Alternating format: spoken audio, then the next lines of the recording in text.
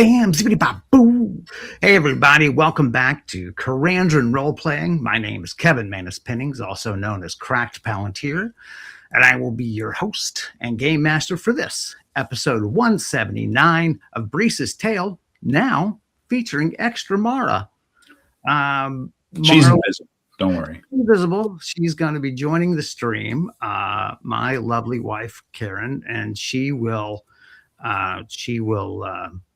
join us when their two timelines basically sync up, because Mara played Karen played for years and years and years.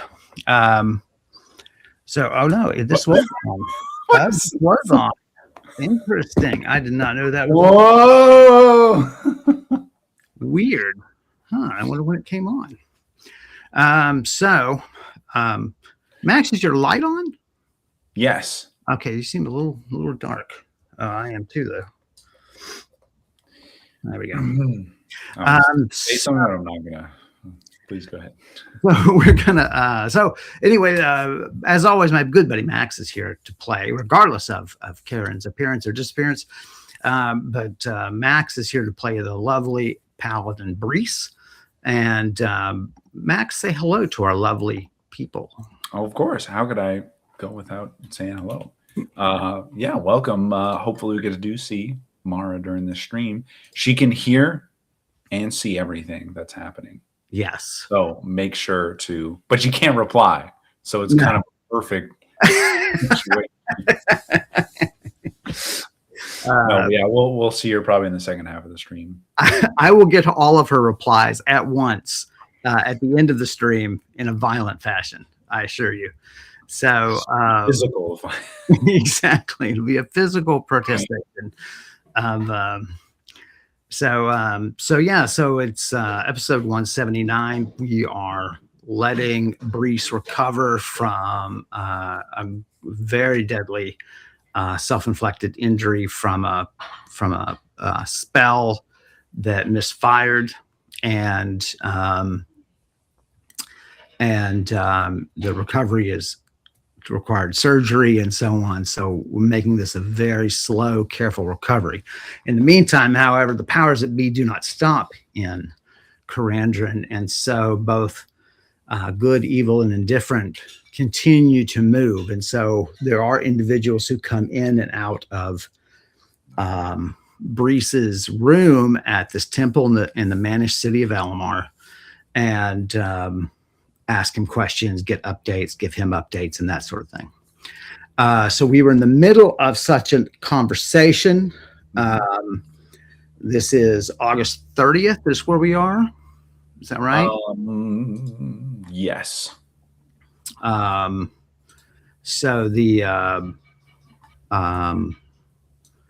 we're discussing the status of things with the wizard or wizardess, if you prefer, Fraudrum, who is a potent ally of Brise's, and they were having a conversation. Why don't you catch us up on where we were in the conversation, what news she's imparting? Yeah, so she's visited me a couple times, but here on the 30th, she's told us that Mia Grawl has returned safely to her keep. She had been on tour for about a month and a half, visiting neighboring cities and towns, so that she will be present next time I return to the keep, as well as my Aldrif, my bow I've been courting, is safe and sound at the keep as well, which makes me very happy.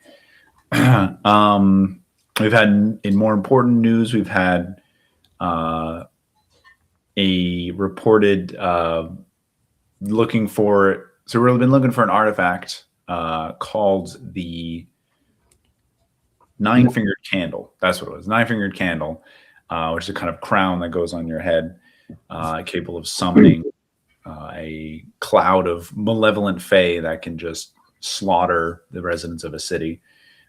Very powerful, very dangerous item. This item was believed to be found by the necromancers Volshad and Holver, who were working together, then subsequently traded for another item of unknown power or status. All we know is it could fit into a bundle in someone's arms, and that someone who carried off with that, he had the crown. We don't know what the item that was traded for that now Volshad and Holver have. And the crown is now in the hands of this man, a pen noble or a pen lord dressed in finery, who rides a Pegasus and lives alone in a tower out by the mountains in the Pen clans. The eastern mountains, mountains way east on the eastern border. So we do have some good news, though. The crown is apparently a fake. The trade was done without knowledge of that, we believe. But the wizard Deshal, who had studied the crown many years ago, Fraldrin was able to worm out of him that, this is just a mimic they have. And this lord, will probably believe it's true until he actually attempts to attune to it and use it and finds out that it isn't what he signed up for. So, that's good news in one regard, bad news in that who knows what havoc he's going to wreak on the village of Pelka, where Holver and Volshad had originally set up, their operations. All these innocent people are going to be at risk, unfortunately. Tiny little settlement of Pelka. I mean, it's probably less than 100 people. Day and a half out from Balabry, or half a day, I think, ways away from Balabry. And then other updates are just kind of some more things are moving along with the Philistan in the Vetch, continuing to build their fortification unopposed, unfortunately, and Doshrik continuing to do Doshrik is one of Fraldrin's apprentices, continuing to do research in Pleston on the man Chelbrick, who is another necromancer who has been overseeing that said construction in the Vetch. I think that's most of the finer points. It's a pretty complicated tale we've woven ourselves into. Right. We're not, for any new viewers, we're not episodic. We're not an episodic sort of role playing. We do play day by day. In this case, we're sort of going kind of week by week because we just have recovery going on. Oh, excuse me. And so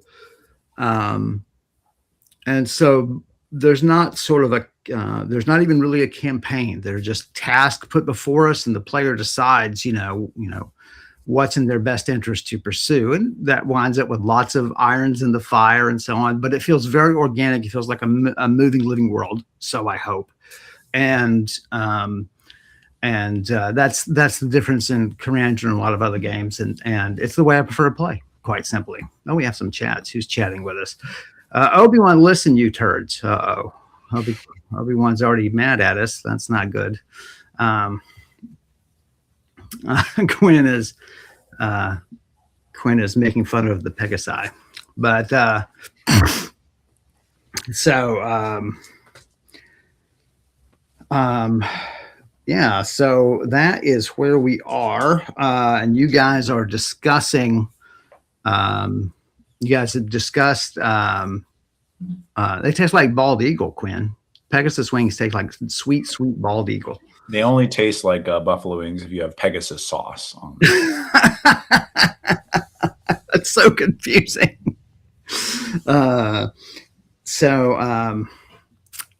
Manatee fin for the win. What?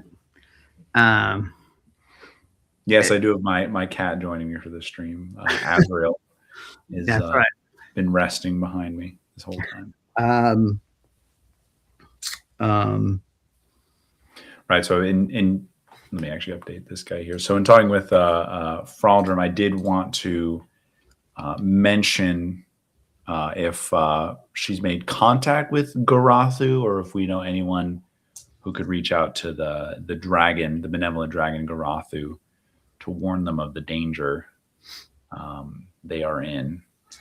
So we know that the wizard Oshekra is plotting to entrap Garathu in a soul prison that is currently located somewhere outside of Alamar. It was originally why I was coming to Alamar to kind of investigate. And it seems like he hasn't made any overt moves yet, but there is a landowner who's purchased the lake and we think is possibly under Oshekra's. Right. We're not going to be surprised to discover that that is Oshekra's, some sort of middleman that Oshekra is using, and so on. These things always, I say this every time, it always makes me want to design like a, sort of master wizard game where you build your resources, you build your tower, and you hire henchmen, and how you keep your hands in lots of cookie jars, but keep your hands clean. And, I just think that's very interesting.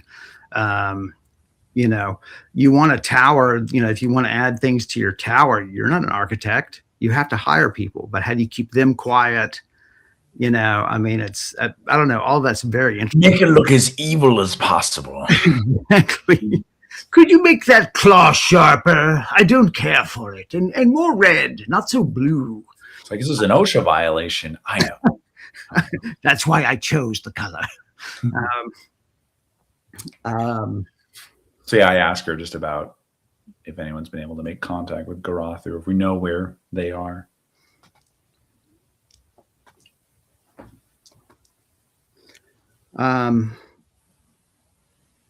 He has, Fraudrum says, I have sent word to Plesh.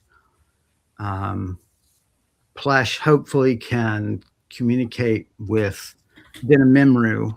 Dinamimru, for those who don't remember, is this sort of gnarled int, dark wood int, who tends to have dealings out in the area north of the desert lands where we think Garathu resides. And if anybody's going to find Garathu, it's going to be Dinamimru.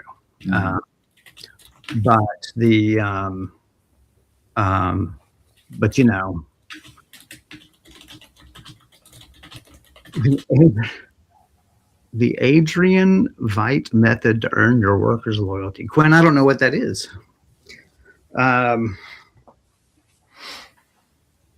Okay.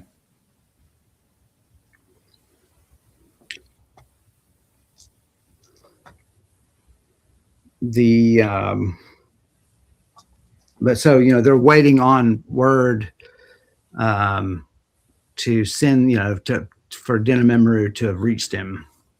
Oh, Ozymandias, I got you. Right. Okay.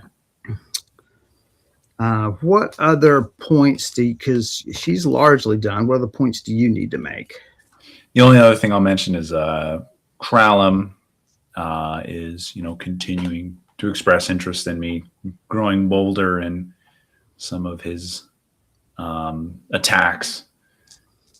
He's been able to possess or influence. He has been able to possess innocence and also influence other members, just stray individuals now. But I'm doing my best to avoid his, stay one step ahead of him. But I would urge you to find someone well versed in demonology. I don't have any contacts. Well, he killed the last one. You're going to need better advice than I can give you. And I have no contacts in this area, but perhaps your contacts here at the temple or at the other temples that you may have interacted with, maybe they can help you. But you need ways of protecting yourself, especially if he's just taking possession of anyone.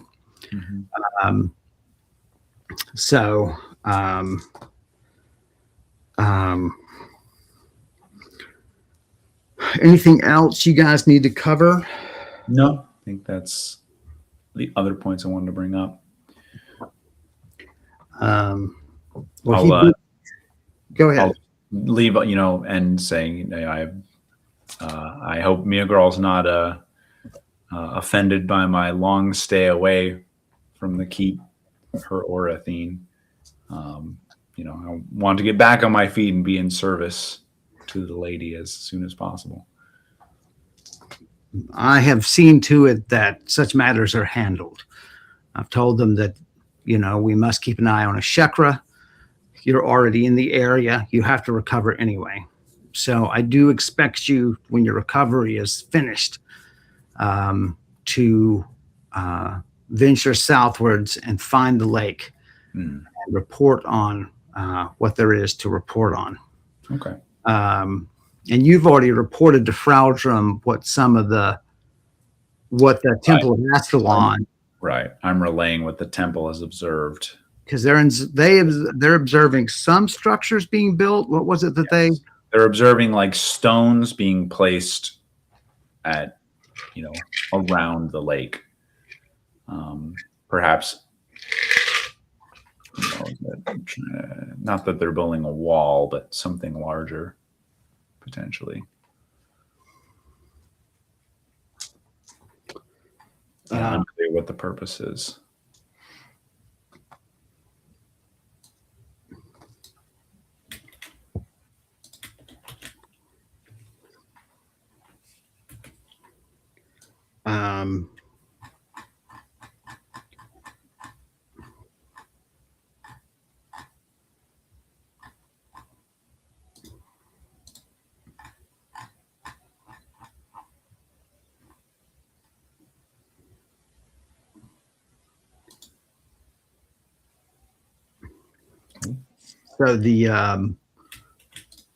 So we know they're moving large stones. We know they're near the lake.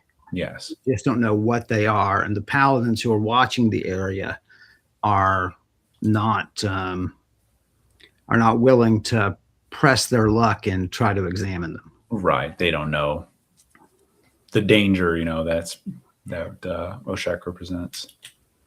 So before you go, you might need to send word to the Temple of Astalon and say,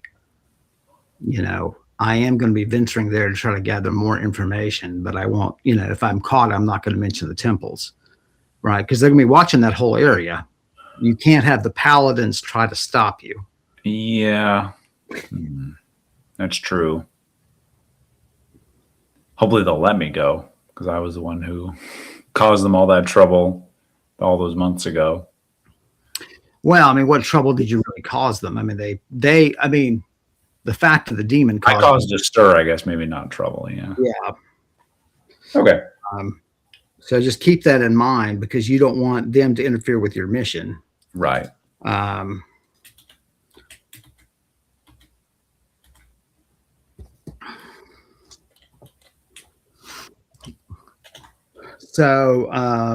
She then rises and, and sort of looks you hard in the face and says, take care of yourself. You've had a very close call. She says, as I get more news, maybe I'll be able to come back in 2 or 3 weeks and report to you. Okay. Thank you, Fraudrum. So she takes her leave. You spend the day sort of resting and so on. Mm-hmm. No real chatter around the temple. The next day, I believe, the Trinidos would appear. Yes. Now, before they appear, I have been reading a book on the Uthnorn and the Dianorn since the 20th. Okay. So I don't know if anything useful from that I've extracted. I might want to ask the Trinidos or confirm with the Trinidos, right? Let's see. Or if I haven't made much progress, that's, don't have much to ask either way. You're about a third of the way through the book. Okay. The Dianorn tend to be very, very shy around humans. It's very hard to coax them out.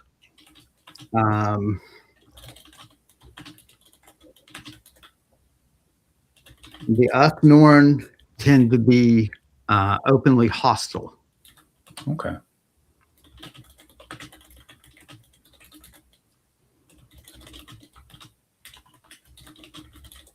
So, I mean, you can expect, there are mentions of, 4 or 5 just coming out and directly confronting humans and driving them off with sword things and fairy magic and that sort of thing. Right. So you're gonna have to use a lot of glib, of your silver tongue to get you out of trouble. No jokes there, Quinn. Silver tongue. There's a walking study in demonology. A minstrel. Quinn is really throwing me. I can't get his references. Today.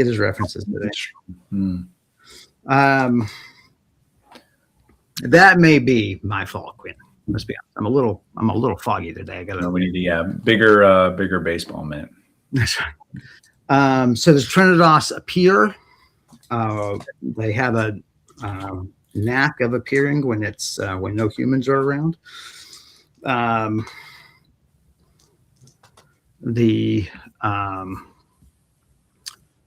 it, there's this news button that you see off on the sidebar, and I always want to click on it because it's always got news on there. I don't know what it's supposed to be. Yeah, a little like dopamine whenever we got to see the articles. Well, I think I'm missing a text or something from one of you guys. That's what you mean. Okay. Yeah, so I'm going to like the Google news articles. I'm like, why am I reading these? I could just be relaxing instead, but right. News article.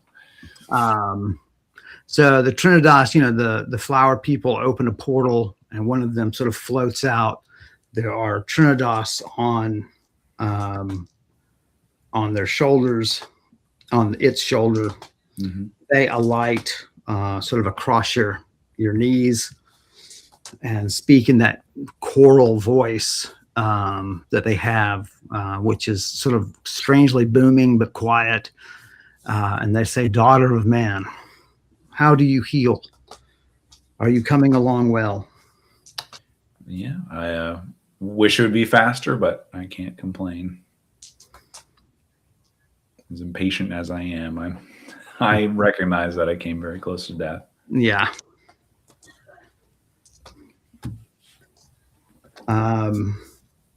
They say that the news is quiet on their end as well. Mm-hmm. Construction on the fortification for the Philistine. Wish I could move these damn captions around because it's like I would group the Trinidos and the Philistine together, but I can't move them. Yeah. So irritating.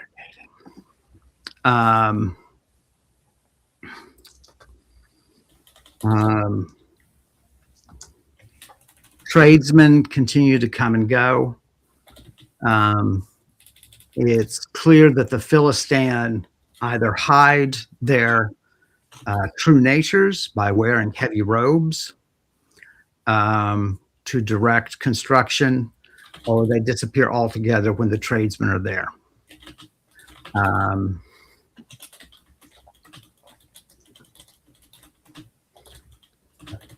Otherwise, things have been quiet. There's been no activity around Chelbrick's fortification, his tower, mm-hmm. and no comings and goings from there. The Philistines seem to have slackened their watch for the Trinidos. There was some pressure on the Trinidos, you may remember. Okay. And apparently that's been lessened. They took it as a fluke, or that is, the Philistine must have taken the interaction on these Fae as a fluke, mm-hmm. Nothing that's a threat. So the Fae have done a very good job of laying low and not causing further trouble. Right. So I asked them if we're any close to figuring out what are the Philistine getting out of this deal with Chelbrick. I know that was a big question about why would they serve Chelbrick and what does Chelbrick want from them? Now that they've been working for so long, is that apparent? There is some evidence that they obey Chelbrick. Mm-hmm. Now, whether that is by force of his arts compelling them, Right. or by simply by agreement. Right. We can't tell. But So I'm wondering, are there any cases of necromancers where their undead servants have turned on them? They didn't have enough power to control them, or because they are intelligent, right? yes, the Philistines are definitely intelligent. I mean, you saw them use tactics when you fought them. And I spoke with one and reasoned with it and convinced it that I wasn't there to harm him, Right. or his people. If we could convince the Philistine that Chelbrick is their new Verilag, is this person who's here to destroy their race rather than build it up like he said. At least enslave it, right? Which is not a lie, and Right. you tend to be very truthful. Right. So, They won't make an alliance, but they can make a new enemy. right. Yeah. The Trinidas says, it's beyond his purview, beyond their purview to interact with the workers. Right. That is not the way they do things. So perhaps you could infiltrate one of these work groups traveling through and simply spread rumors that the Philistine will one day be enslaved by Chelbrick, and then let that chatter carry on among the workers while they're working among the Philistine. Right. But they themselves, the Trinidas and the flower people, they will not interact with those workers. I understand. So, not in their nature. Yeah.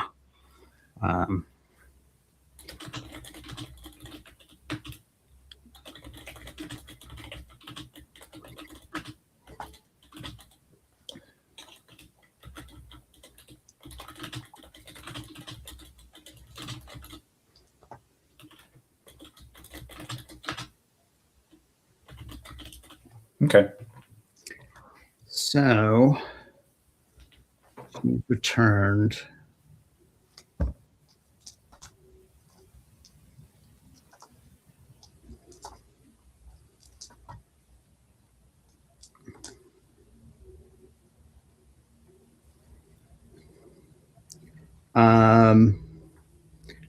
So they depart and tell you they'll see you on the 8th.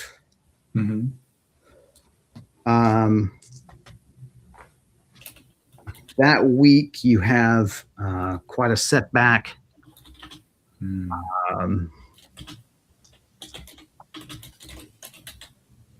take, you're trying to move some in your recovery. You take a stumble, reopen wounds, and you don't get any reading or activity done. On the 8th, the Trinidas reappear. Okay.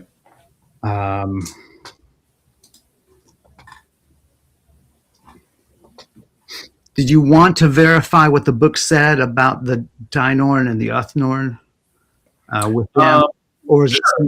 Yeah. I mean, it's a small detail, but you can bring it up in passing.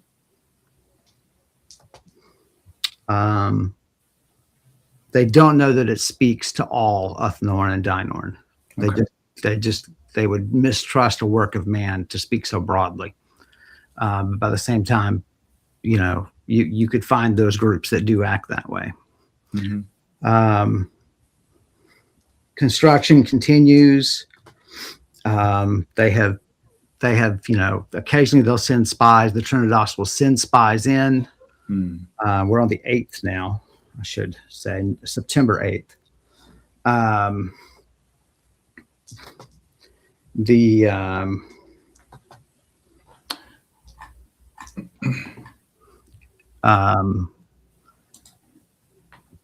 They will see you on the 15th.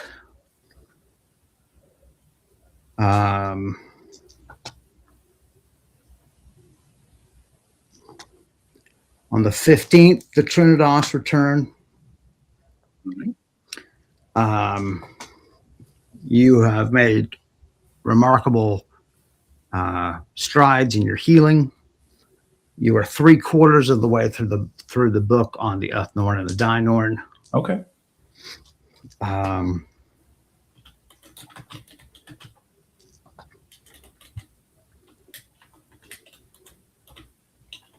September. A sign of the Dynorn is that they do like to make little cottages of leaves along stream banks and river banks.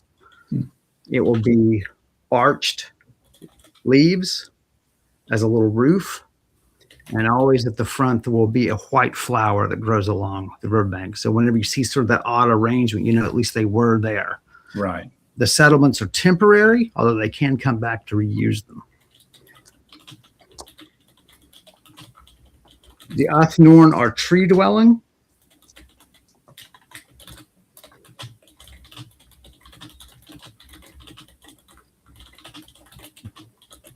Tend to have scouts out very broadly. And then at least 2 stories that the researcher heard. They very much admire sacrifice and bravery. Well, I've got one of those things. And I'm not sure what's a lot of shit. You lost a lot of shit. This is true. So this is the 15th. On the 18th.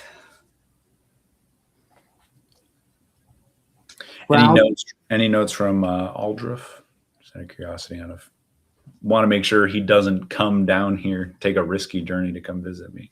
Fraudrum, not yet. Fraudrum comes on when he arrives. When she arrives, I don't like always call Fraudrum a he, but Fraudrum when she arrives is she brings she brings notes from Aldrich, several letters written to you.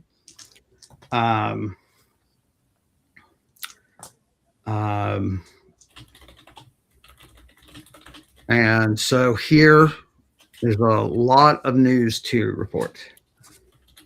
First,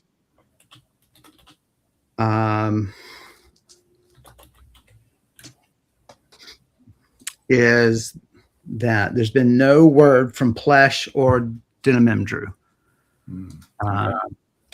regarding any contact with anybody. Plesh hasn't reported back on Dinamimdru, and Dinamimdru has not reported contact with Garathu. Korakyle, the leader of the great eagles in your area of the mountains, he sent messengers to the eagles that inhabit that hill range north of the Pin clans. To inquire about the man with who rides a Pegasus, because surely they must have had some contact, at least seen him coming and going, right? And he would have crossed their region if he had flown there. So, but that messenger was rebuffed violently without any communication.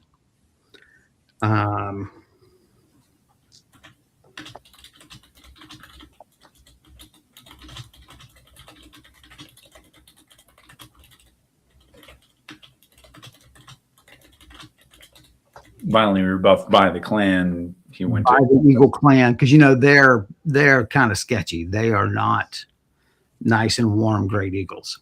Yes. They're not great eagles. That's right. Mid eagles.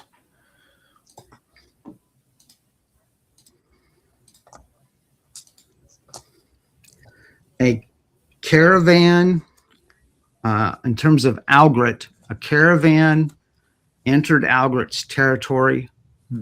It is possible some elements of the caravan resembled And I should say Algrit is a neighboring noble to Lady Meobrawl. They have continually been at odds. And so we keep a close eye on Algrit. For those of you who don't remember, he's a goblin lord, about young, headstrong.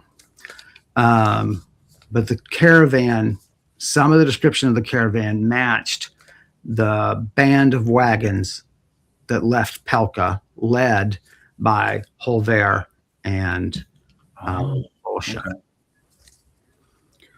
Okay. But that's as much as we can say. Right. And we're waiting word on spies. That happened on the 14th when that caravan entered. Right. 4 days ago.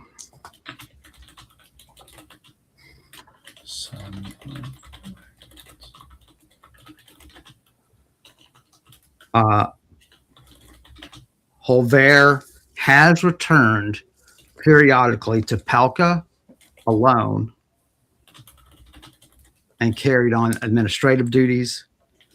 That's been happening on and off since the 14th. Mm-hmm. All right.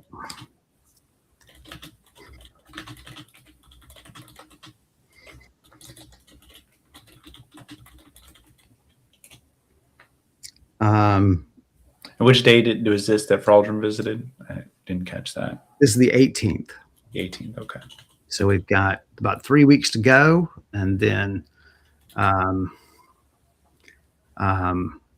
you start thinking, if next week turns out to be as good as this week, it might be time to send out feelers about finding things. It might be time to send a note to the Temple of Astalon to let them know what you intend to do. Right. And that maybe you need a password or you need something along those lines to give to those paladin watchers around the lake, the ones that still holds Fairleg.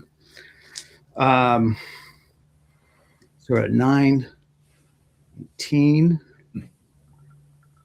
The password is Astalon Sucks 69.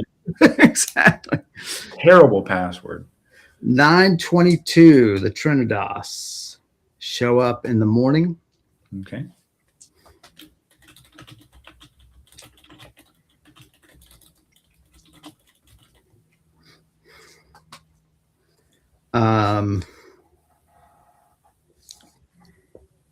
They report small craftsmen, small bands of craftsmen showing up. Mm-hmm. They clearly were unloading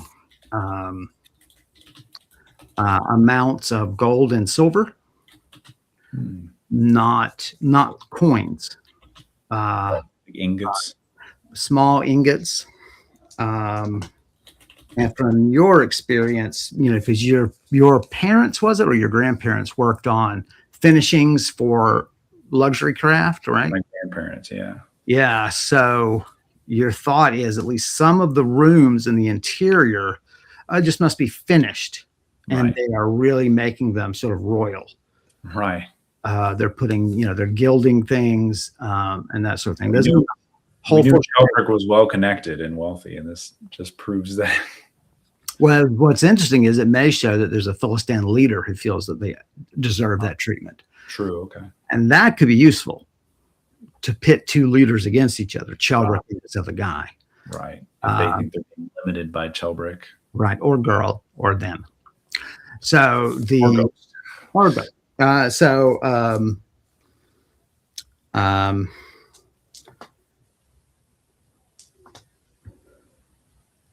want to ask the Trinidas about the Pegasus guy? I don't know that. Oh, that's not a bad idea. I mean, they're even further west. I mean, it's kind of a long shot. Yeah. But at least about if they know about Pegasi and where they are. So I'll say there was a man from nations to the west, the Penn clans, spotted on a Pegasus that we've been trying to track down. Do you know of any any such people, Pegasus riders, or where Pegasus might be? Any were spotted? Perhaps 400 years ago, far to the north, Oh, here we go. there were a group of human women that lived among the Pegasi. And the herds that fed in the alpine valleys to the north. We at one time had a relationship with them, but we have not seen them in many years. Okay. They were human. But they know of no man that rides a Pegasus.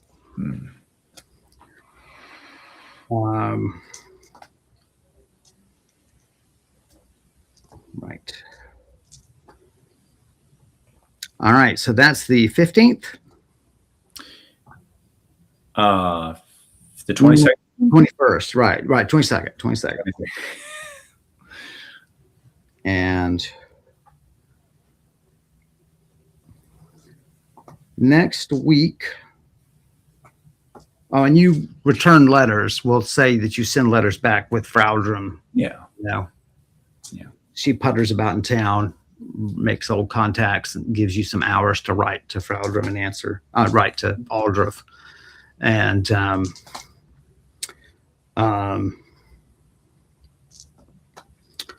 so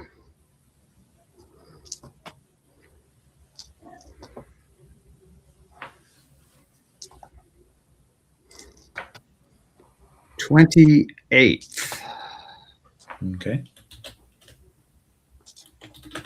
No, sorry, the Trinidos will be the 29th. Sorry. So Trinidos, 29th, right? Right. That'd be 9. That would be a week. Right. You finish the book on the Dynorn and the Uthnorn. Okay. The Uthnorn do not construct homes. They live in knots in trees. They sometimes enlarge them to make chambers here and there. Mm-hmm. They have the ability to pass through some distance of wood, some thickness of wood. They can just pass straight through without pause. So they themselves go through wood? Well, yes, as in they just phase right through it. They pass through it. It's not there. But they know there's a limit to that. It's measured in inches, not feet, shall we say, as much as the researcher can say about his observations of them. The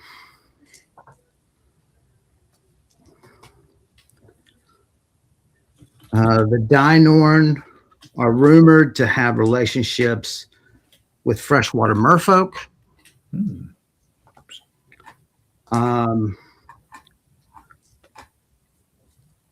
And Dynorn tribes to the north of the Elven Kingdom used to have relationships with the elves, and the elves would seek them out for advice. Now, this was written 50 or 60 years ago. So this would now, so that puts, when we say the north of the Elven Kingdom, that puts it on what is called now the Elvish frontier. Okay. So it would be not far from where you grew up. In fact, Granlau is very close to the frontier. And so so there are Dynorn tribes that that historically have been sought by the elves to provide advice. Right. All right, we're just rolling right along. Let's just keep going. Azrael, I'm assuming, is nice and healthy. And yeah, John sleeping for a month and a half. has been basically deratting the temple, you know, just having a ball, and you've been taking walks now out in town. He comes back, he's like really fat. They've he's, too much. he's useless. You're like, I don't want to have to commit to another familiar, you know. He like doesn't follow my orders anymore because I haven't given him any. Mara, who's going to wind up being your adventuring partner, she's going to be like, Azrael's going to be just sagging from your shoulder, and she's like, "Is that your familiar?" And you're like, "No." This cat just follows me around. That's right. That's right. Ignores everything I tell it. So, all right. So, taking walks.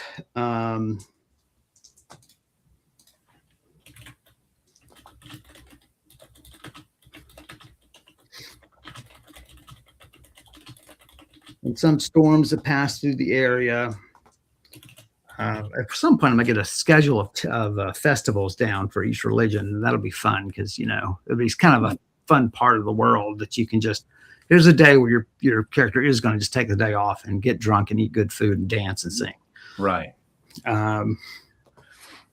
So far, I've only done Obrie's Arrival. That's the only festival I've participated. That's right, and that turned out badly as well. Really So we're on the 29th, and there was no news. Mm-hmm. So that puts us October 6th? Yes. You really do feel pretty well 100%. Great. You've been practicing magic in the temple just to build your confidence back. You've been asking for sparring lessons in the courtyard. Mm-hmm. And you can tell your Steph, it's going to take a while to work some kinks out. You're going to be a little slow on the draw. I'm probably going to penalize you a little bit for initiative. You're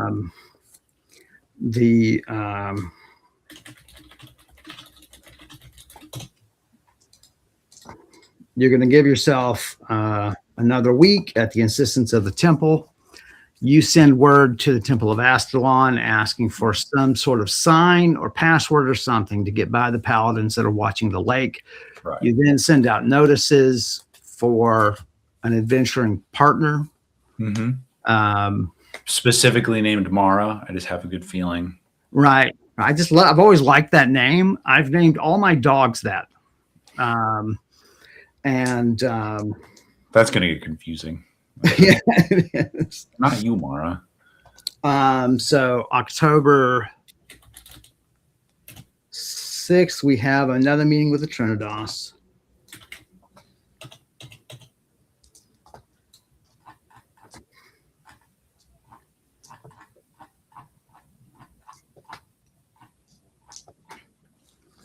They're pleased at your recovery. Keep in mind any questions you want to ask about the Fae that you've learned.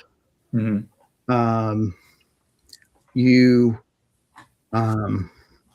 They are eager to report that it's clear the Philistine have appointed a leader, or maybe it was always a leader.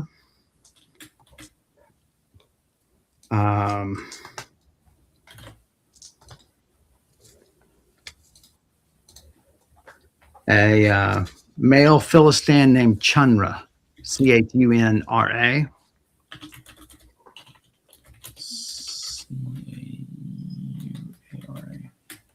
Chelbrick came to the fort, to the fortification, a couple of days ago. So, they don't really think in our calendar. So October 4th.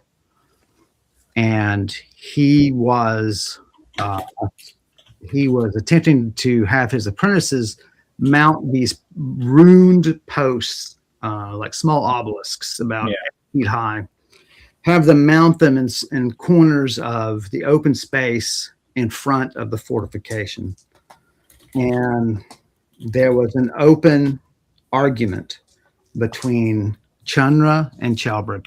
Okay.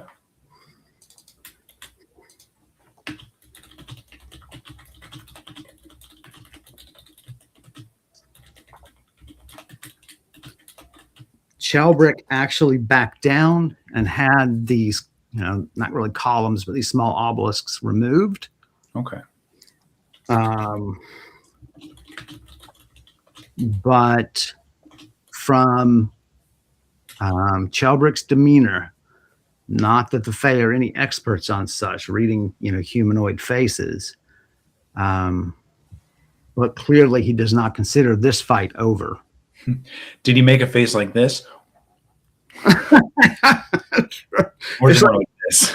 it's like people on the spectrum of various forms of autism and what have you, they have a hard time. Some of them have a hard time reading facial expressions. So you bring up all the flashcards and maybe useful for, those people who have those challenges. So you're saying is the Trinitas are on the spectrum? I am. Listen, they are. They're on the deer. I knew it. I knew it. They probably think they're deer. That's bad to say, but I knew it.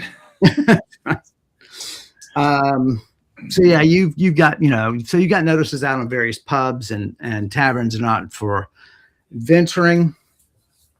Let's see what the temple comes to say. The temple agrees. They have sent riders out to inform their, they probably just relieve them. Yeah. Relieve the watch. Man, I've missed all these chats. I'm so sorry. What I get for game mastering. Oh, great.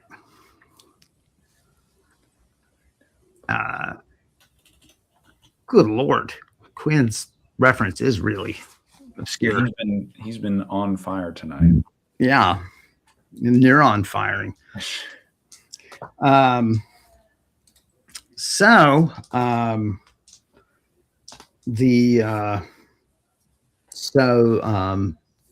They've been given your description. You have been given a mark of Astalon with your name on it. It's a piece of leather. I don't know how you want, it's a piece of leather, like the size of an index card. Right. Oh crap. My buddy Baja's calling. Have joined stream. I know he has to join the stream. He can play Mara instead. That's right. That'd be the ultimate dick move. He's been waiting this whole time. So I should hop Brise on the stream Mara on the stream right now and catch her with her phone up. Every time she lifts her phone, I'm gonna threaten that, and she's gonna snatch it down. And I'm getting flipped off by Mara. That's oh my god, obscene. So you're stretching, doing exercises, all this kind of stuff, just trying to get back in shape after such a long convalescence. No further word from anyone else. Okay. Keep in mind the things that you might need to tell any new partner. Like, hey, I have weekly visits from very strange friends. Mm-hmm. Daily visits from a demon who's trying to kill me. Right. And so a number of offers come in from various adventurers. They're often too inexperienced, or they lose interest in because you're going to present the adventure as what? I mean, you wanted to do a long-term partnership sort of thing. Right. You're in most trial adventure of scouting, a lake that has been known to be a magical prison, and trying to, scope out the state of what's the affairs there, and I guess gain knowledge about what's happening in the area and if any powers are moving in to claim it. All right. So one day, specifically, midday on the 12th. Okay. On October 12th, a half elf is escorted to you while you're out stretching and doing some sparring. And without further ado, I should. Look, we have another bot posting. That's good to see. Yes. So let me get this. I want this taken down before we. There we go. So without further ado, I'd like to introduce you to my wife and the woman who will play Mara. Yay. There she is. Woo! Let's go. Let's go. Let's hear it. Now you can finally see the woman who puts up with Kevin. For That's sure. right. That's right. I'm here separating, keeping them. Sparks don't fly. That is very true.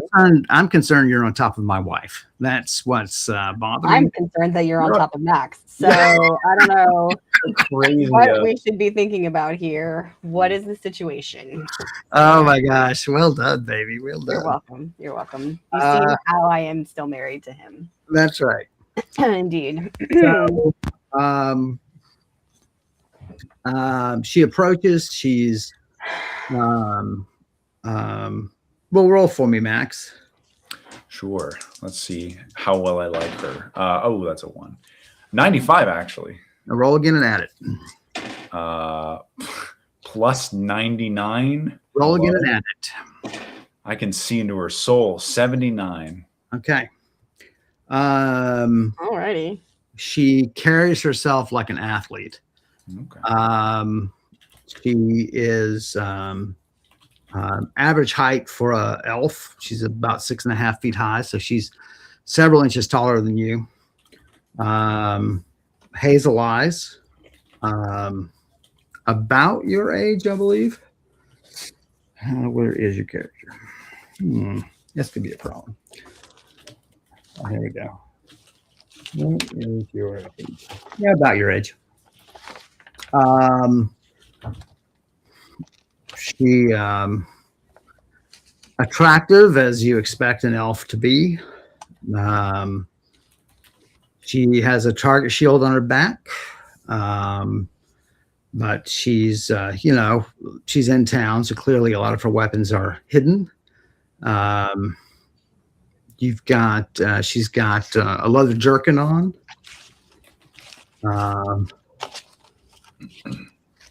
You say hair color as well? Dark red. Yes. Just want you to see my note. Can y'all see my note? This is my old note from who knows how old. State of readiness. Right. That's yeah. So what's in your hands? What you know? That's my term for it. She's in my hands.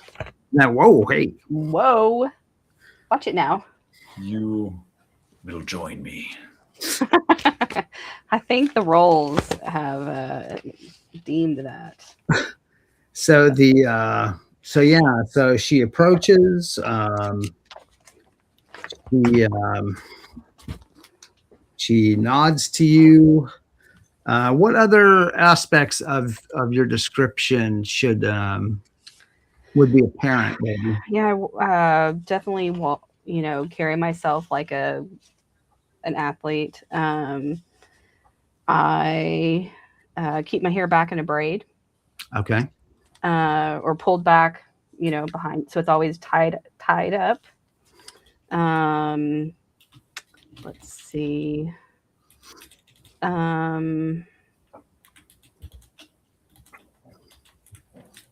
Yeah, I have a pair of leather-like pants on that I wear. But otherwise, What weapons do you carry in town generally? that's what I was trying to pull and find. I couldn't find it fast enough for my town gear. Yeah. Clearly, I'm ready to play, you guys. Where did I had my little note, but I don't know what happened to it. So it's probably on one of these other Index E, sticky things. subsection 3. But generally, I have my dagger. I have one of my daggers. Yeah. And I have a backpack that I carry, I think. All right. and just little pouches around my belt. I've got some Yeah. pouches that I carry around my belt. So, and Anything striking that you carry that would be unusual? That would get clients? I mean, I've got pouches. some Bird jewelry, eyes. on that I wear, like some necklaces and a bracelet, a couple bracelets or two. I have a pendant that I wear. Anything of striking value or make? The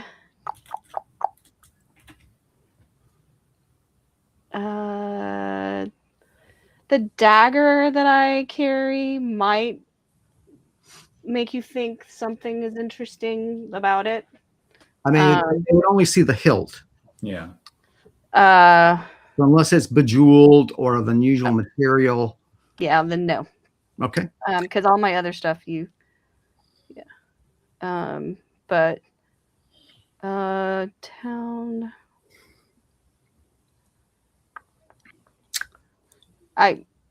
Would I be carrying a quiver in town? It wouldn't alarm people. No. Okay. So yeah, I mean, you could carry it around, or you could. I might, I doubt though that I'd have a crossbow, right? Yeah, you wouldn't have a crossbow out. Probably not. Okay. But I do have a backpack. And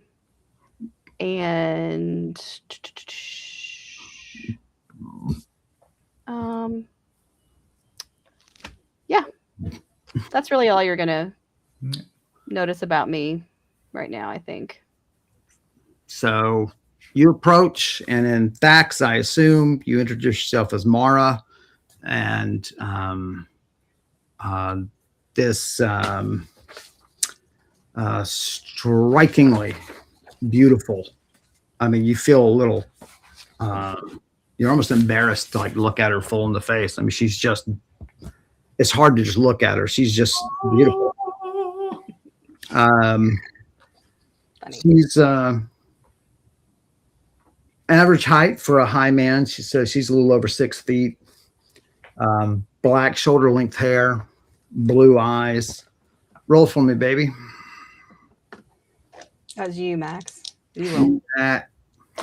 12. 12, babe. Nice.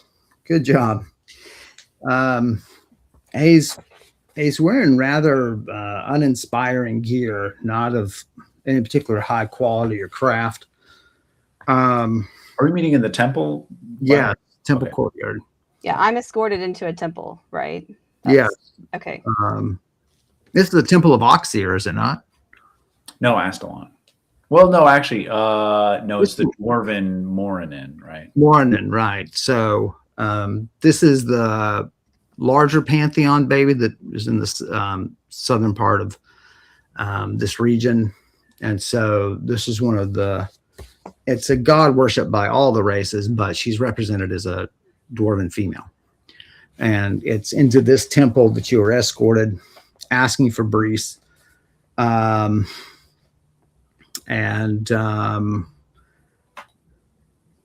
so both of you roll for me. 86. 43. So you don't know what quite to think, Mara. Brise just gestures to a couple of benches that face each other in the courtyard, and you guys sit down and talk.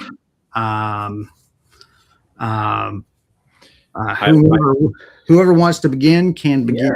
I'll just ask if you're familiar with being in temples before. Sorry, I couldn't pick a more casual meeting place like a tavern. Yes, no, I'm very familiar with temples. I frequent them as often. Well, in particular, the Temple of Admea. I do follow her teachings. So I go to the temples. So Admea is to the north. There's plenty of followers in Gratenlau itself and in the northern Nargaz. It's a monotheistic religion. Instead of temples, they have chime houses. Hmm. They believe that God inhabits the wind, the god being Admea, a female goddess of wind, and that they, while there's minor disagreements on this point, generally the believers attempt to interpret God's will by listening as Admea, the wind, passes through a set of chimes. Hmm. And so more experienced practitioners and so on can get you better readings on the chimes about advice. You can pose questions directly to the chimes and wait for the wind to pass through. Daily chime readings are pretty common. Have I been to? Sorry to interrupt, but have you been to a chime house? yeah, I've been to one. Yeah. You've probably been by dozens. Okay. The chimes are these temples are more church-like because they do need a steeple in which to place the big chimes. Right. And there the priests attempt to give readings to mass congregations. Okay. And so there's generally not a sermon so much as a few moral tenets of the Admean faith, and then the interpretation of the chimes is given. Mm-hmm. And so, there's sort of an astrological feel to it, except it's much more immediate. So you have seen people just sit down in the middle of the street and take out their chimes. Yeah. Chimes can be wooden for the poorer classes. They can be of high craftsmanship, low craftsmanship. It just depends on your income. They come in a chime case, and people will just flip them out if they have some worry or pressing need. People want to know the future of a business arrangement. They'll take out their chimes. So it is sort of like reading entrails and things like this. But here it is their God literally passing through. Less violent than reading entrails. Right. Depends on whose entrails you're reading. They ring the chimes over the entrails. Right. Now we use the entrails to ring the chimes. Make chimes up. So I say, Brise, being from higher social background, would like to just kind of break the ice and be civil for a bit. And did you ask me my name? Have I introduced myself? Yes. Okay. Yeah. We've introduced ourselves. Okay. Good. Mara. That's right. And I say I've never been familiar with the religion. There are some chime houses in my town. I am a fan of sculpture and art, and admired the craftsmanship that goes into your temples. They are quite striking, indeed. What brought you here to this temple? I mean, is this the god that you worship? Or that it all started 4 months ago. No, but I say that ran into some unfortunate circumstances, injured myself. Are you familiar with the magical arts? Yes, they quite unusual and Church of the Temple. That makes sense. So yeah, I injured myself with using temple magic, and sorry to hear that. This was the closest location I was able to be taken to. I see. But I've been recovering well and ready to get back out there. I am actually looking into a location. Should have been in the posting, right? But looking at a location just outside of Alamar. So which direction? Here, it's to the southwest. Yeah. South. Okay.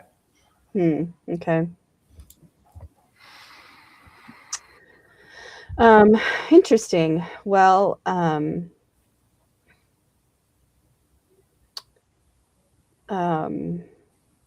hold please.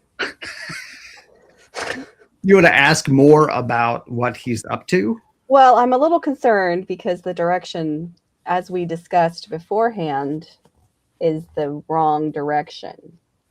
Yes. Okay. And so, do you... One Direction? Okay. It is a short departure. He is saying it's a short direction down. I see. Why don't you have him tell you more? How about I unpause? tell me more about this place that you want to go to. Yeah, so it's a small, inconspicuous lake,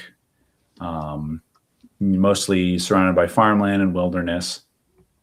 In the lake is a prison of sorts formed by the souls of beings who gave themselves up to create this prison to protect or to ensnare or imprison evil creatures. And Indians, at least. Yes, yeah, and I'd come across it once before, and was hoping to find it again. I am, have good indication that there are some evil forces who wish to, manipulate the prison to their own interests. And I was going to basically do reconnaissance and find out perhaps what those interests are and how far they've made progress in doing so. Definitely. So it doesn't sound like a long-term departure from your, from the direction you want to go. No. It's definitely not.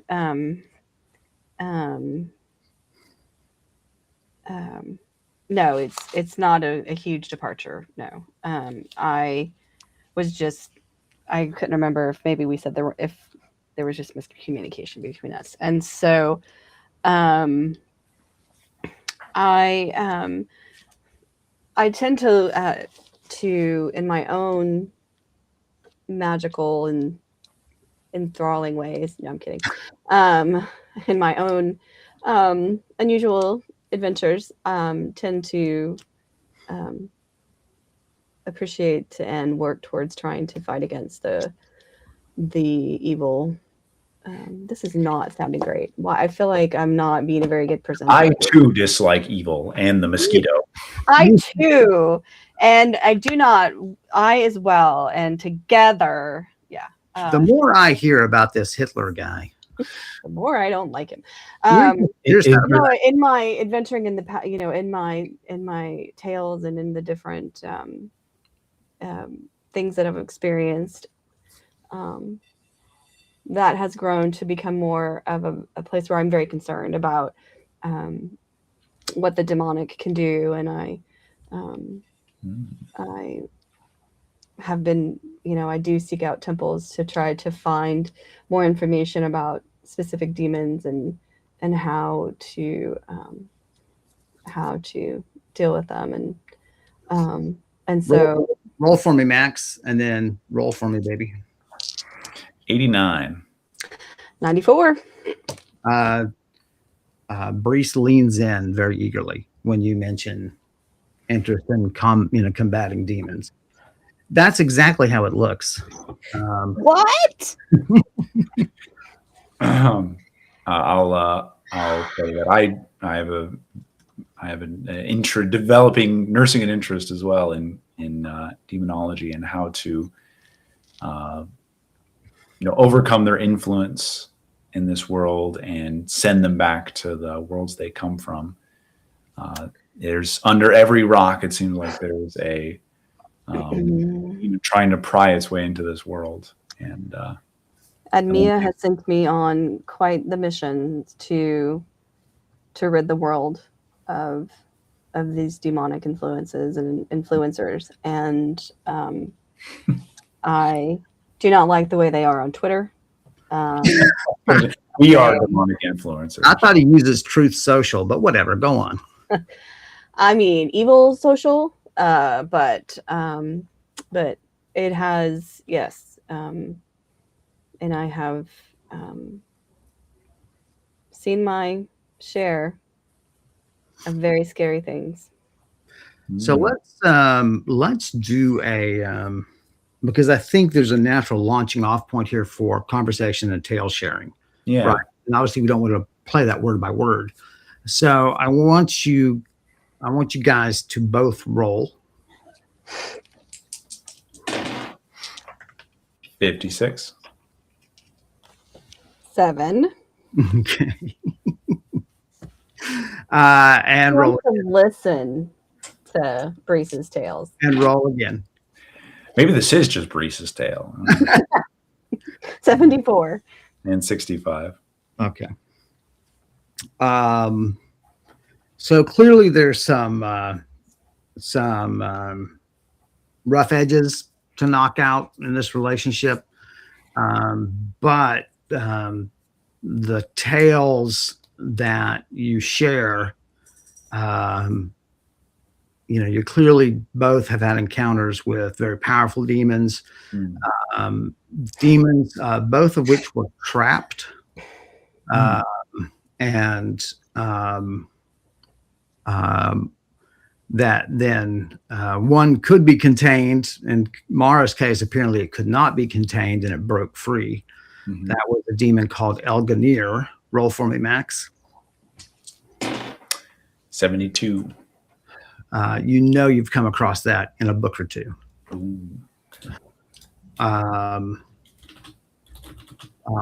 get the feeling that Elganir is more like a top henchman, not like a ruler of a realm. Whereas Kralum rules a realm, controls armies, and Elganir is more like a head of an army underneath someone like Kralum. Right. Baby, roll as he discusses Kralum and Kralum's, being trapped. He's an ice lord and so on. What'd you roll? 29. 29. You have not heard of Kralum. Roll again for me. Or you're gonna. 19. Nor have you heard of the ice lords.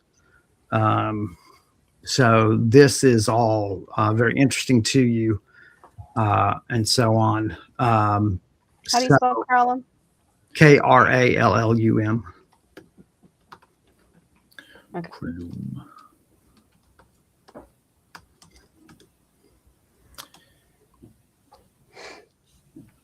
So, I think you probably just spend the evening spend the day getting to know each other. Yeah. You make plans to leave. Mara expresses to you, Brise, that she has some hesitation about going south too often, as Edmia is urging her to go north. Oh, okay. Funny, Quinn. Yeah. But can I say to you though that I have I've learned that it is not wise to do the things that we do alone. And what do you mean do the things you do? I don't like doing things alone either. What? I mean, like traveling and finding ourselves in these situations with powerful demons and powerful creatures. That's what I mean. It is good to surround yourself with friends and allies. That's the only way to really combat their influence, only to survive their tricks and their games. And to that end, Brise, do you want to warn her of the immediate danger you're in? Yes. So I will say, you haven't heard about Kralum, but he may see signs of him. He is tracking me, attempting to, follow me. He's tried to kill me on several occasions, all unsuccessful, as you can see. But just be warned, that is something, we will have to deal with if we're sleeping in camp one night and we get an intruder. We'll need to be ready for that. Yes.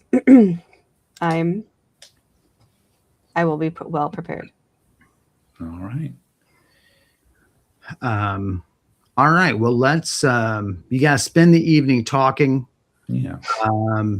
You make some plans on leaving. You might want to you need, right, the equipment thing is something, the timing of which I had not thought of, and I should have thought that through better. Just have a dagger and no armor.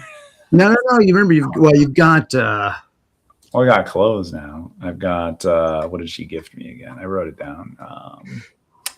Boots, shirt, pants, belt, pouches. But yeah, she didn't give me any armor.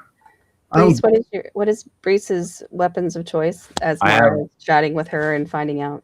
Yeah, so I have a flail, a very, very nice flail, engraved with scenery of castle walls, vines, and boats on a river. And then also, right. A decent, dagger, both worn at my belt. I was just thinking that I might have some daggers that she could borrow. Or I'm thinking. Actually, Kevin, could we redact some stuff? I forgot I have all this stuff at Mirgral's Keep. I would have asked Fraldrum to bring back on one of her, times here. So I've got my Spear of the Seven Swings minus the enchantment. So it's just a +10 spear. Okay. I've got and I've got my plate helm, and I also have a battle axe. Probably wouldn't use the battle axe, but if she could bring back the helm and the spear, yes, have me much better equipped. And I think it won't be beyond. You wear. Also have a spiked leather breastplate. Okay. Brought back as well. Sorry, I keep interrupting. What's the bonus? What's the bonus on it? No bonus on the spiked leather breastplate. There's also just a leather breastplate that's +5 rune and half weight. She'd probably bring that one instead. And it's possible you can just buy stuff from the temple. True. Yeah. But also I don't have a lot of money on me, so. But definitely armor. Yeah. You definitely need, because you're not. I mean, even Mara makes the comment during your conversation that you're clearly stiff and so on, and you're going to take some blows. So I would. I'll do a thumb wrestle right now. I'll show you a stiff hand. Right. Don't call me out. This aged dwarf just takes you down. You're like, well, that's embarrassing. Oh my God. Well, yes. Okay, so yeah, we have her axe and my daggers, and but what's your personality? No, I was trying to quote Gimli. Sorry. Well, what's your personality on generosity, baby? Yeah,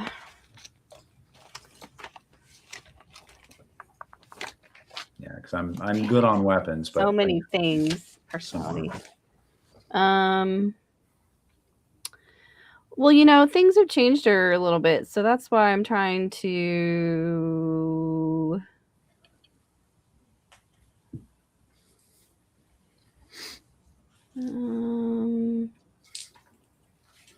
Why did I move that away?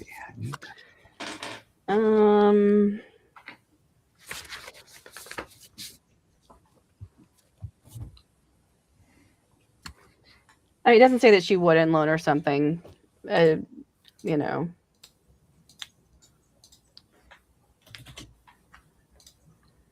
And probably with the influence of her previous companion, she might be.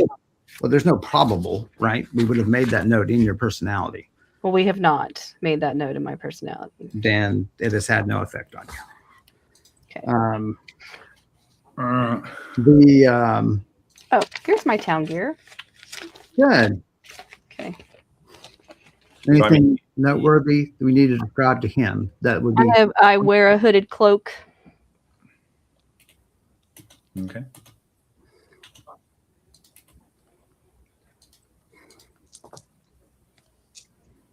Boots. I don't go barefoot. That's good to know. Mm-hmm. But nothing visually striking. I wear a leather jerkin. Right. I think I said that though. It looks nice. Yeah. You did. Yeah. It looks nice. The temple here, Brise, has a +10 leather breastplate. If you'd like to buy it for 20 gold. Yeah. Well, do they have anything else I'm looking for a shield for you because that's what I'm thinking you really need. How much actually I need to write down? How much money did she give me? Does she have gloves of griping? You'll hear it complaining if I think I've lost 2 pairs of gloves of griping. I think in the past. Do you know that story? we've told it on here a couple of Okay. times. Oh, you know what?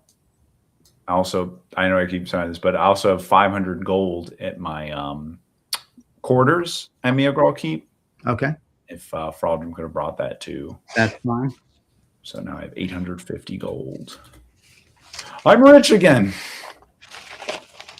Plus 15 craft target shield they have, but you can also get a larger shield if you want just more protection. Yeah, let's. I've been using target shields for a while. Let's try something larger, maybe more surface area Right. for me to protect myself with. So they've got a full shield plus 15 substance, and it is 300 gold. I will take that. That's going to keep me nice and safe. And yeah, I'm not going to doubt that you're going to be a little squeamish in combat, Brise, early on. Yeah. So I think we ought to play your character as going conservative on the attack and generous on the parry until you're footing back and your confidence back.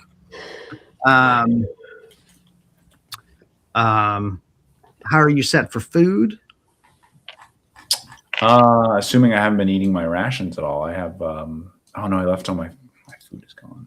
Yep, that's no 0 food, so I'm going to have to go buy some. That's fine. They have here. They have some general supplies for paladin missions for pilgrims to stop and that sort of thing. Right. So let's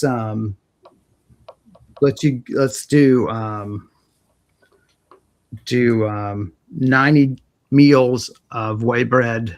All right. For 25 gold. Okay. Water skin for free. Nice. Yeah, just basic supplies. Also, if I could go buy those. No, just list them. Rope, boots, tent, sleeping mat. 3 gold. For Okay. Wait, for what did he just buy? She just buy? General supplies. Okay. From the temple. Okay. From temple stores. Can I haggle them down to 2 gold, 9 silver, and 3 bronze? You can. No. Quinn, you were going crazy on the chats over here, dude. Anything I know about conservatives, they absolutely do not mind being competitive. Yes, I'm conservatively combatant. Combative. So let's I think we're pretty good. And anything we forget, Max, that you would have bought in town, we'll kind of wave a magic wand and roll for it. I need to get more water. So I think we'll take a little break and then we'll play for another half hour and then we'll call it. What do you think, baby? You made a face. Everyone can see you. I was saying that I'm sorry. I know that people can see me. I would like to take a break as well. All right. So, guys, we're going to go stretch our legs and refill our drinks. So, if you'll just bear with us for a few minutes, we'll be right back with you and continue this new chapter in our stream where Brise and Mara continue their adventures. So, thanks for watching us so far. We'll be right back. Oh.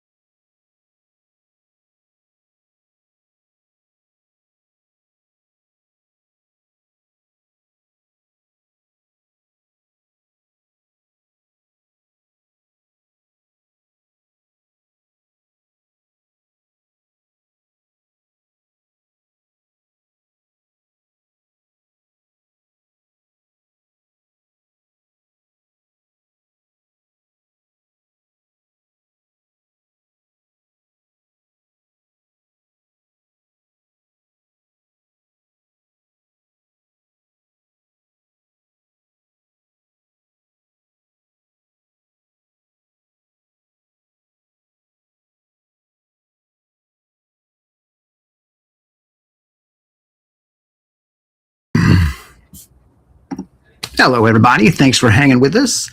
Let's get our lovely people back here. Look, there's Karen. I didn't lie to you. There she is right there. And here's Matt. The girl behind our stream, and she actually stayed. Yes. I know. It's more than we expected, isn't it? More than I expected. So I guess this is now the morning of the 13th. We are setting out for this lake. I guess you need to prep her somewhat for what she can expect there. Mm-hmm. And I don't know how much you want to share about the backstory and, frankly, the present story about why you're interested. Me being slow to trust, I would share as little, as possible, not just to not endanger her, but also like, I don't know if I really want that knowledge being spread around too But much. she does need to know what she can expect when she gets there. Right. And so I say there, the lake is being, I don't know, do you say the paladins called off their guard or do we not know that? The paladins of Astalon, were they called off or will they be there? No, you have sort of a pass. Okay, right. Right. That's right. Okay. So, I show her that it's like, I have the lake is being watched by the Temple of Astalon. So if you see, people in paladin's garb or temple garb, just stay close to me and I have a pass to let us by. The land is also owned by a man, forget his name, but he should, he might have his own people about. So we'll need to be sneaky. And if anyone asks us why we're here, we should have a cover story, which is probably that we are Prostitutes. Yeah, exactly. We could honestly just say we lost our way and our. Wait, we need to back up just for a minute. I have Okay. a horse. You what? You have what? I have a horse Okay, yeah. that I just bought, and he loves me already. And then Kevin, check your text messages because Check your text messages. okay. No Are we not? I didn't know. That's what I. Okay, because I didn't know where we were leaving from, because my stuff was in an inn, and I needed to go get it. You did. So, okay. Right. Okay. So back to the president. You have a very lovely horse. I love horses. Terrible at riding them, but I love them. That's okay. Right. So mentioned that ownership. We need to be sneaky. The lake itself, don't get too close to it. I think that the souls of the people in the lake should appear to you, and if you do see them, then you should keep your distance. You should be able to talk with them. They are peaceful. They are benevolent. But hopefully we'll be together, and I can lead the way.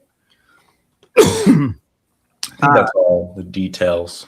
Keep in mind that you're probably going to be creeping through the woods with weapons drawn. Right. So your story needs to cover either don't take your weapons, Right.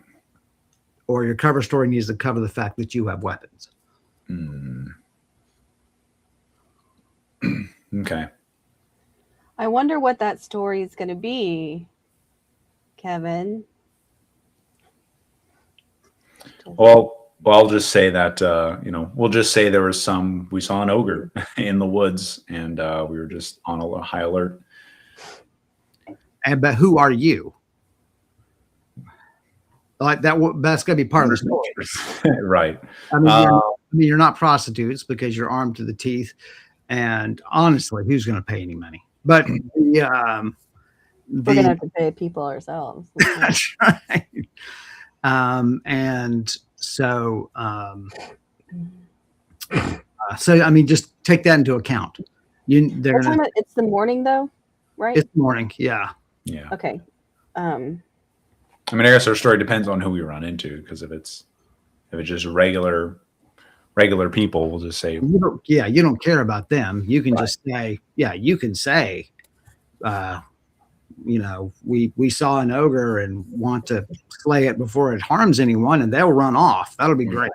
but if it's someone who might be, so I guess I should tell Mara then that the people who are interested in this prison are very powerful. There is a wizard with several apprentices of some power and knowledge, as well as a lot of resources at his disposal. So if we do encounter anyone who looks like they could be of our kind of background, like as powerful as we are or more, we'll need to have a different story for sure.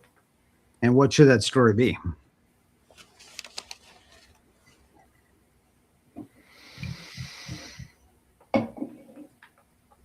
That we were sent by your boss to take over your position. Or what about the Lord of the Lord or somebody of the realm or wherever we are has sent us to find something, and we have to cross through this land and whatever, something like that. We were sent by a noble. A noble has hired us to go find his. Remember, there are no nobles in Theaxia. We were hired by some wealthy. They're wealthy individual or administrator. Those are your two. So a merchant. Let's do a wealthy merchant had to leave his, wagon or something, or his carriage, and we're coming to retrieve it, which is also why we have a horse. Mara, do you know the name of any merchants in Alamar that might be visiting? I haven't been able to get out around on the town myself. I've met some merchants while I was shopping earlier today. Roll for you? Is that what you said? Yeah. Because you may have overheard in a pub, that sort of thing. In fact, you've been here for 2 months overhearing chitter chatter. Max, roll for me as well. What'd you roll? 15. No, you have not heard any 11. names. Wow. Neither of us. Yeah. Wow. Yeah. The merchant's name is Grimara. Or Brise. Quinn's got a suggestion for your cover story. Does he now? He does.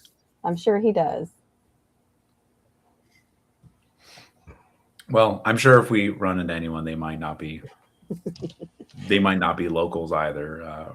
If not, then we can. Because you fully suspect. I mean, I don't want you to beat around the bush about unnecessarily. You expect to be full-on guards guarding the territory.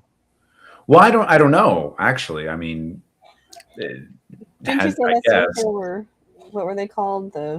You think he would have posted guards by now, even if the temple said it was they only saw Grangers and. I think your fear is, okay. There are men who are camped out, men or women camped out, wearing cloaks. They have weapons. Guess what they are? Guess what they can be called? Yes, Grangers. They can be cutting brush and all that. But effectively, even if they're not well trained, they're guards who can report back. Okay. So I relay that to Mara, and we shouldn't be. We should be careful. These are competent people who we're going up against potentially. Yeah, you don't want your activities reported. Yeah. You don't want to make it back to the boss. Is it worth mentioning who the boss is or not? I will keep that hidden for now. Okay, no problem. Unless Mara asks.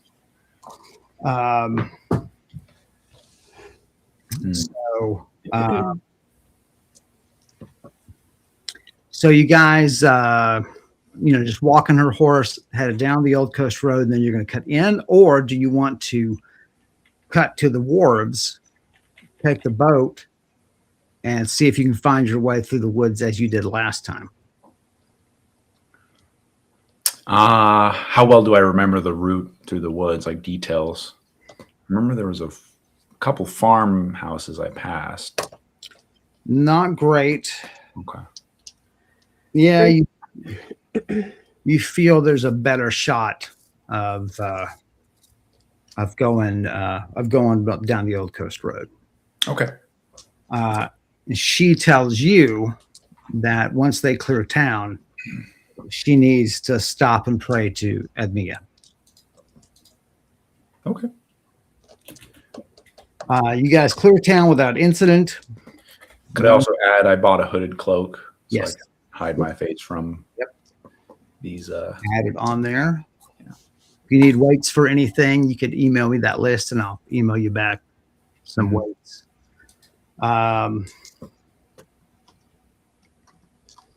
You stop when he just gets to farmland. She says, here's a good spot. Okay. She takes out a nice wooden case, flips it open, and do you have a description of your chimes, baby? They're silver. They're fairly nice, right? Mm-hmm. Your folks had some money. Mm-hmm.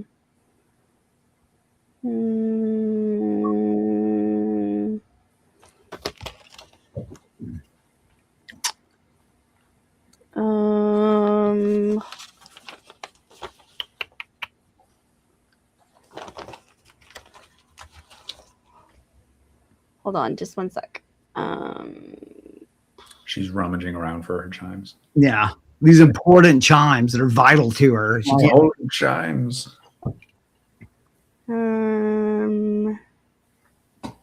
I know they're silver. So nice, very nice chimes. I mean, Okay. they're not wooden. They're not, so she's either bought them bought them with her newfound wealth, or she's come from some money. All right, baby. What? Oh, the case has a light sword mark on it. Is that where you blocked something? Huh?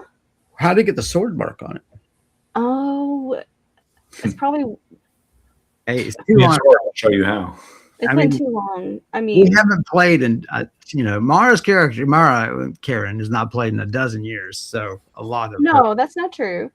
No, I Oh, have not played in 5 years. Okay. I took a pause for Grief. 4 years. Yeah. So that was 9 years. No. Okay. Is that right? Yes, we'll say it's right. So is there a specific question you just want to see how the day goes, or both? I want to know about this new relationship. Okay. I will text you that answer. Thank you. And if I'm doing the right thing by going south for a little bit. Roll for me. 98, Okay, roll again at it. 112. Okay. I will text you that reading. Okay.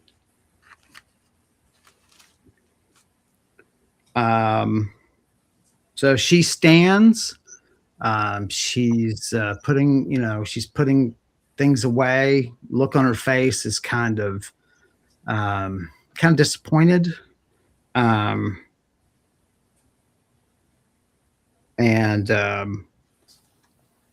She packs it back away, and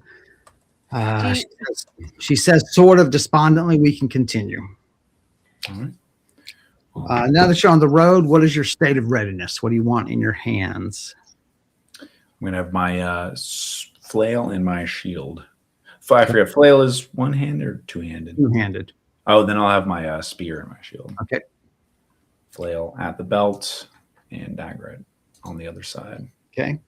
A full shield is rather large, but it does provide a lot of protection. So, baby, what's your state of readiness? Hold on, I'm writing you a message. I assume, are you going to be armed? You can use the chat, by the way, the private chat. Well, no, because it's accessible to both of you. Oh, this is a private message. Right. So just information that she has Oh, access to. okay, we need a way to only share that. Yeah, that's what I mean. Cell phone is way. Yeah. Maybe. Okay. Oh, that's right, because that's your particular Mm-hmm. right. So she goes through. Right, Karen reminded me as she's doing the reading, she goes through a series of rather fantastic poses requiring great dexterity. You have seen that on the streets of Dryden Mile before, but it's infrequent. Okay.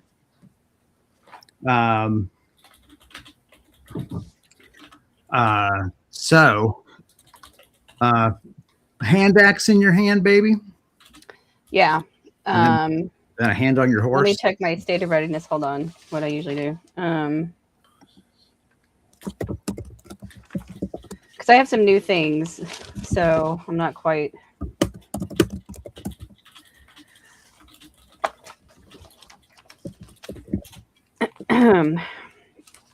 Should I erase the readings that we had for the two? I should just pretend those days didn't happen, right? Yeah. Okay. Okay. So I'm gonna have the hand axe. Are there any readings that you feel like you should warn him of? I'd have to. I mean, it can wait, but There's one about. well, first, yes or no. Yeah, yes. There are some that I might need to.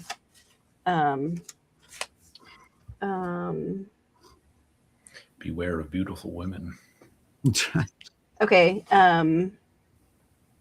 Yes. So I have.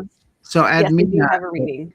What? So she says to you, you know, Admia guides us, all of us, whether we believe in her or not, and you should know the following.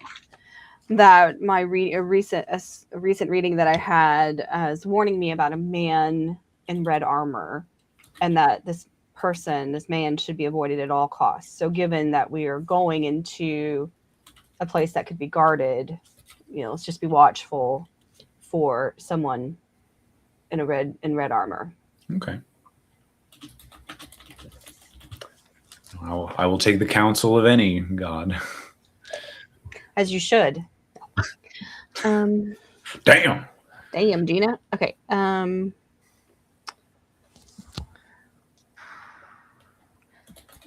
So I have my stuff, my jewelry.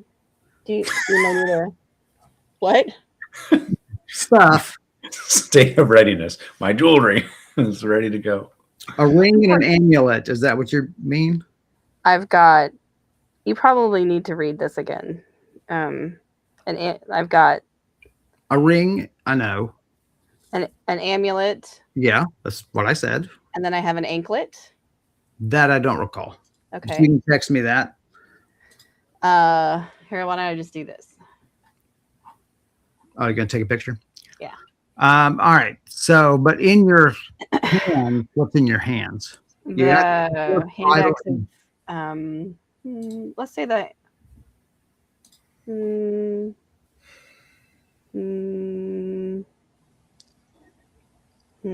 gonna say the hand axe of returning. Okay. One. All right. Very nice. Oh, geez. Oh. All right. So, and Max, you can just sort of tell us when you want to cut off. I know we're already sort of past the cutoff time. Yeah, no, for a little longer. Try to get to maybe an interesting point. So you head down about half a day. Everybody erase a ration. All right. How am I feeling on the trail, on my feet? You feeling all right? A little more tired than you expect. You know, you're not used to this level of exertion tiring you at all. Okay. Yeah. Also, I should, Mara would be aware of my familiar Azra, which I'm, sending Right. ahead of us to scout. Got to work off that extra weight, buddy. So yeah, there's a nice cat, and you let her know it's a familiar, not just a pet. She seems to take it in stride. Would you be affectionate toward that cat? I read your personality.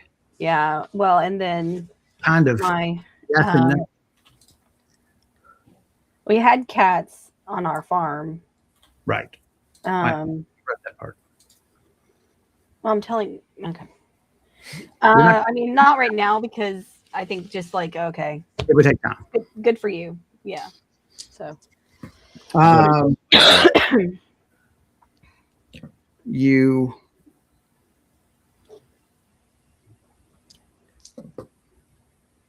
Oh wow, interesting. Direction. So at some point, Brise sort of begins checking the road and sort of checking the sun, and as you know, obviously trying to figure out a point in which to cut off the road and into the woods.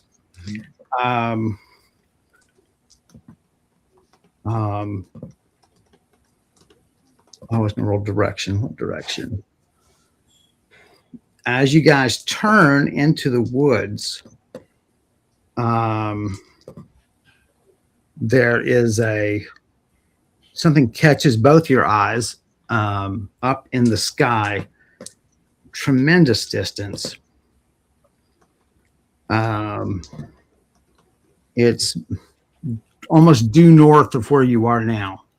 It is winged, long, almost a metallic silver with a needle-like forward section. What section did you say? A needle-like forward, it Forward. tapers down almost to a needle.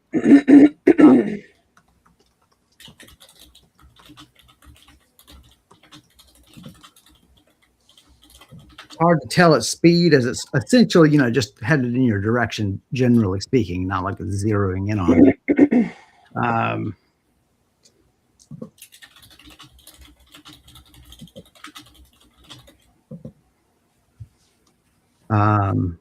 Brise whispers almost to herself, Mara.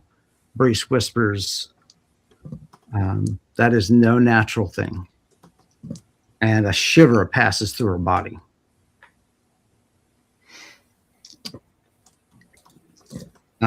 It goes higher and higher until it's out of sight. How do I feel about it? You didn't know what to make of it.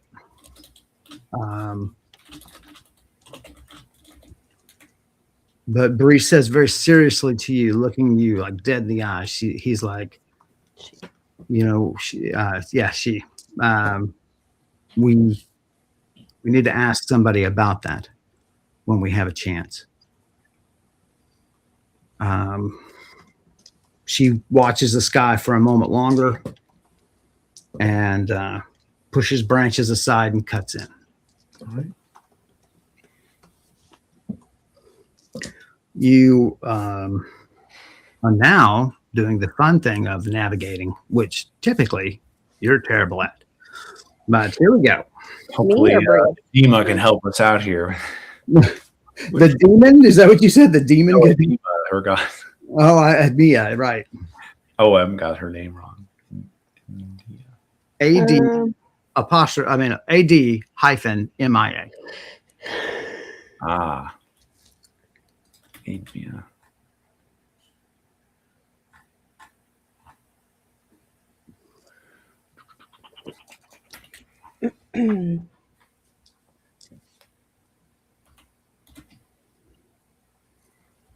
All right, roll it up, Brise. Okay. 84. Nice.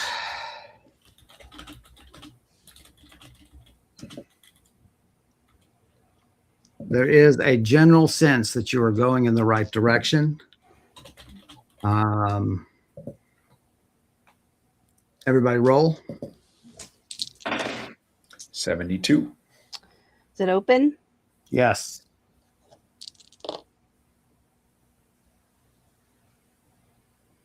$185. Nice.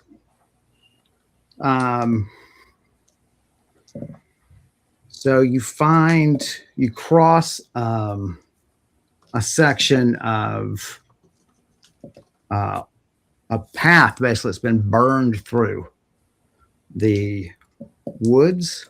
Mhm.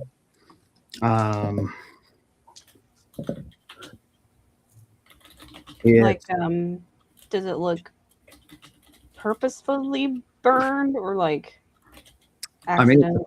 it's a path. I think all paths look purposeful, right? Because The path itself is a burned, not like there's a burning on the path. Right. There was no path, and then something burned its way through. Okay. You guys sort of approach very warily. The horse is calm, which is always a good sign. Do you want me to send you his stats, babe? No, I don't. I won't need them until usually great athleticism is required, like if the horse is really running and things like that, maneuvering.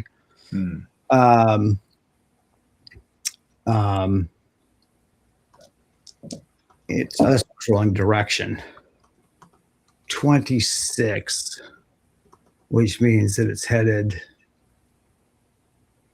northeast. So it is. So it's crossing to your right and behind you.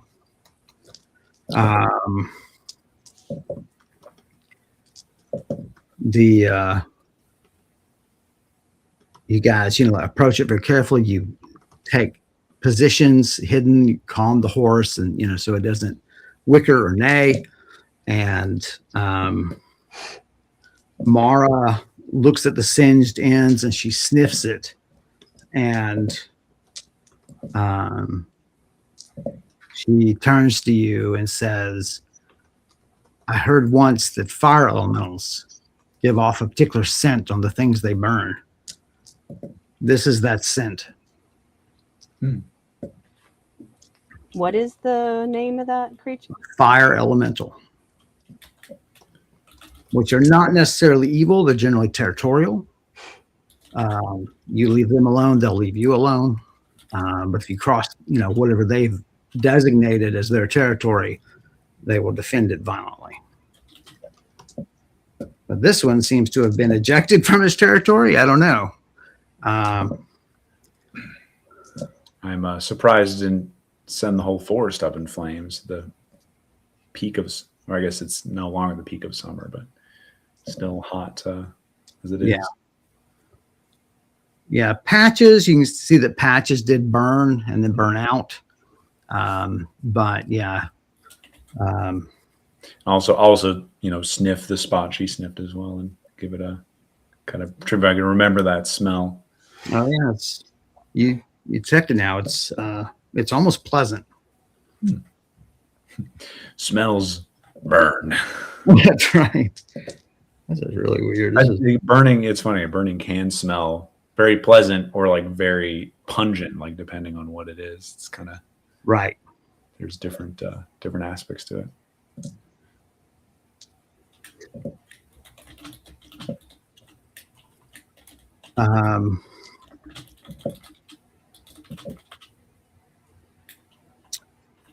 Another hour passes, pushing through. What time of the day is it now? It would be mid-afternoon. You startle a bunch of foot-high, winged, lumpy creatures. They're bipedal. They wield primitive small clubs and daggers. Neither one of you have heard anything about them. They make a A few make a bold stand against you. The others flee. The two that are ready to fight realize without 50 guys behind them, they are no longer ready to fight, and they flee. Do you want to do anything? Do you want to 4,000 experience? Right. They shit mithril, and so you have got. Yay! That's right. Can reload my purse since I spent That's so right. much in Malamar. Does it seem like they are running away in an orderly fashion, or like scattered? It's they are running in a general direction, but it's pretty well a route. The question is, I mean, is there any point in trying to capture one, question one? I don't know. I just don't want to leave an opportunity. No, I think I'll just take note of them and carry on. No, I don't. Okay. Just any sense right now. Let's just keep going.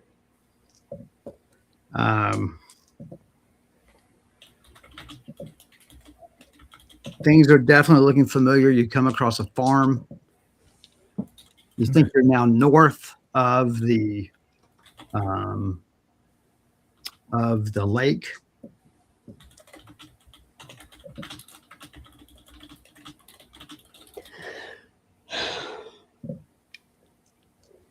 Farm was clearly one that was abandoned, but has now been taken over by a smaller family who can't maintain all of the fields, and so it's just the fields near the house. There's smoke coming from the chimney. You guys look at each other, which I always advise when playing in groups. You look at each other to make decisions. Hey, there's a house there. Look at each other and make a decision. Does it look abandoned? No, there's smoke from it. Oh, there's smoke coming from it. I'll go ask him. I'll go ask him about if we're headed in the right direction towards the lake, or if they know about the lake. Okay. And I'll leave my weapons here. And I'll just kind of lean them against a tree nearby Mara, and then approach. So you're going to hang out, Mara, and watch over the weapons. Is that right? Yes. Okay. Did we decide our story about what we're doing? Oh no, you guys are dead if that happens. You don't have a story at all. Why? Well, I'm going to make up a merchant, say that we're here on his orders hunting. You guys came up with a story of a carriage. The problem is you need roads for carriages. So I don't know where you're going to go to find the carriage. What about wayward horses? Horses ran off into the woods. Mm-hmm. So you're pursuing his horses. Mm-hmm. Okay. Just scouting around. Yeah, I can see that. Old Coast Road's near enough. Okay. His prized horses. Right. Yeah. Show horses, racing horses. Yeah. So.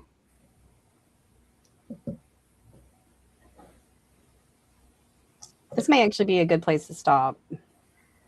Just because we could pick up. Unless you want to go to that. Yeah.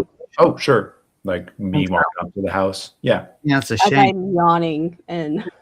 In a sense, it's a good thing because I don't know what to do when approaching a farm. What do I do with a roll of double aught? And then, what does that mean? The farm approaches you? I don't know. That means the farm is owned by Oshekra. Right. That's I was right. going to say, the demons live in that house when they're not in the pond. Anyway. Right. Mm-hmm. All right. Well, there is our first one with Karen playing Mara. And what I can do is I'm going to do the miniature. Boop, boop, we shrink down. So thanks, everyone, for watching us. If you think we're doing a good job, then, hey, like and subscribe. Think we're doing a great job, then send us a little money on DonorBox and help us keep streaming. Max does a terrific job on his own YouTube channel. You see the short link right down there where he discusses the role of video games and original soundtrack music. And thanks, as always, for Bruce's character art done by Elliot Dunovitz, and we may look forward to getting Mara some art on there. We'll have to talk about that further. But if you want to see more of their work, hop to artstation.com/Tortolua. And I've written a novel that I'm pretty proud of called A Shore Too Far. You can find it on Amazon. Karen, say goodbye to these people. Goodbye to these people. That's Thank you for lovely. joining us. And Max, have the last word and just tell these people to go to hell. Oh, absolutely. Everyone except Quinn, you are safe from hell. Quinn, I think your caffeine ran out because you haven't messaged in 17 minutes. So some good sleep. Oh, he fell asleep for And sure. thanks for hanging around with us. And hang out with us next week. That's right. What happens at the amazing farm. That rolled a double lot for some, I don't know. Maybe the food's good. I don't know. I have to figure that out. So, all right, everybody. Thanks a lot.